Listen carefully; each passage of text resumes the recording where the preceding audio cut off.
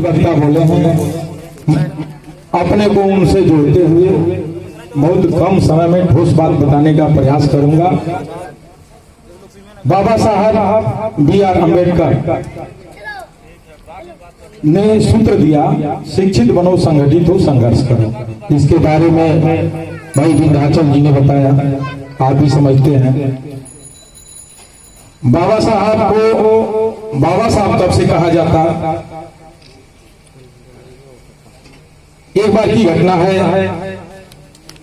गांधी जी अनशन पे बैठ गए, क्योंकि बाबा साहब हिंदू कोड बिल का जब इनको कानून मंत्री बनाया गया था तो कुरीतियां इतनी समाज में फैली हुई थी, पूजा पाठ से लेकर के, शिक्षा से लेकर के, किसी भी मामले में छोटे जाति के लोगों का प्रवेश वर्जित था।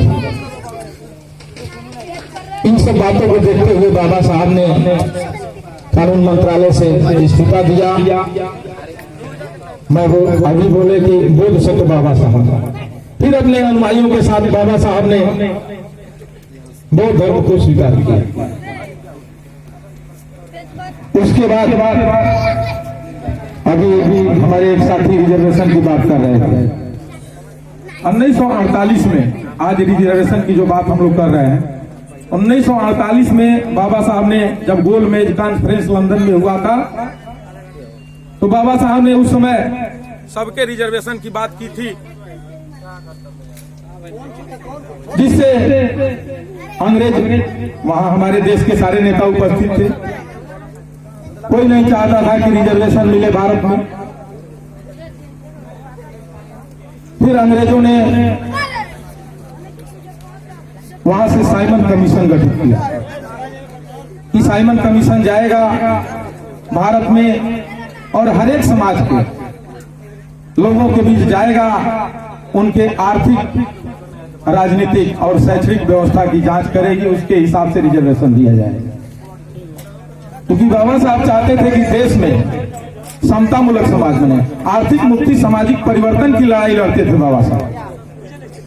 उसी समय बाबा साहब ने रिजर्वेशन के लिए व्यवस्था बनाया था, लेकिन हमारे ही इलाके के, इस देश के लोगों ने पूर्ण रूप से रिजर्वेशन को संविधान में लिखने तक नहीं दिया। लेकिन बाबा साहब उसकी व्यवस्था करके गए, जिसकी वजह से आज 27% रिजर्वेशन ओबीसी को मिल रहा है, तो 10% रिजर्वेशन आर्थिक रूप से हमारे जैसे सवर्ण लोगों को भी मिल रहा है। अगर संविधान में व्यवस्था नहीं होता तो आज किसी की हैसियत नहीं थी कि यह रिजर्वेशन दे देता। बाबा साहब वो चीज थे। हम बाबा साहब की बात करते हैं, बाबा साहब के ने यह भी लिखा उसमें अपने कि अगर आप हमारे कारवां को आगे नहीं बढ़ा सकते तो पीछे भी ढकेलने का काम नहीं करेंगे, कोई तो इस देश में पैदा होगा जो इस कारवां को आगे बढ़ाएगा। बाबा साहब पार्लियामेंट में न जाएं, संविधान सभा में ना मेंबर बन पाए, इसके लिए उनके सचिव कजलोलकर को उनके खिलाफ जो है लोकसभा का चुनाव लड़ाया गया इस देश में। इस तरह का भी घटना हुआ। हम तो साधुवाद देना चाहते हैं मुस्लिम लीग को, जिसके वजह से बाबा साहब मेंबर ऑफ पार्लियामेंट बने और संविधान पीठ का सदस्य भी बने। साथियों, बाबा साहब का जन्मदिन सच्चे रूप से तभी हम मना पाएंगे जब उनके कहे हुए बातों को हम ग्रहण करें, उसका पालन करें। जन्मदिन आज मनाए, कल भूल गए। दूसरी बात, आज जो महापर्व इस प्रदेश में चल रहा है, त्रिस्तरीय पंचायत चुनाव, बाबा साहब B.R. अम्बेडकर नहीं होते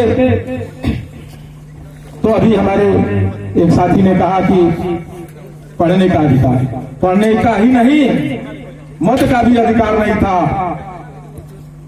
हमारे देश के चालाक लोगों ने ऐसी व्यवस्था बनाई थी कि जो बैरिस्ट्री के पढ़ाई पढ़ेगा, डिग्री होगा, और जिसके पास 10 एकड़ जमीन होगा वही मत देगा। लेकिन धन्य बाबा साहब B.R. अम्बेडकर, जिसने रानी के पेट का ऑपरेशन करके एक मेहतरानी और एक रानी का वोट का अधिकार बराबर कर दिया। वो है बाबा साहब B.R. अम्बेडकर। बाबा साहब B.R. अम्बेडकर की वजह से आज हम आप जैसे लोग चुनाव लड़ रहे हैं, तो नहीं लड़ते हैं, अधिकार ही नहीं था। मैं पुनः यहाँ आए हुए सभी आगंतुकों का और इस ग्रामवासियों का जिन्होंने ये कार्यक्रम किया।